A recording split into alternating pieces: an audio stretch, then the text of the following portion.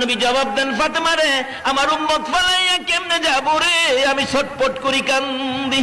ফাতেমা বলেন, বাবা এই জমিনে উম্মতের জন্য এইভাবে কান্দেন, আমি ফাতেমা আপনার পাশে থাইকা সান্ত্বনা দিলাম, আপনাকে বুঝাইলাম, মাথায় হাত বুলাইলাম।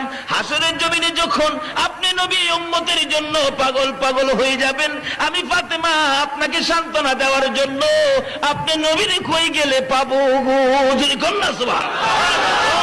আমার নবী বলেন, ফাতেমা রে, পাবি রে, আমারে পাবি। কোথায় পাবো? একটা ঠিকানা দিল, ফুলসিরাতের কিনারে। রে ফাতেমা, ফুলসিরাতের কিনারে যদি আমারে না পাও, তাহলে দৌড়ে যাবে রে জাহান্নামের দরজায়। জাহান্নামের দরজায় যদি আমারে না পাও, যাবি রে মিজানের পাল্লার কাছে। মিজানের পাল্লার কাছে যদি আমারে না পাও গো ফাতেমা, যাইয়া দেখবি রে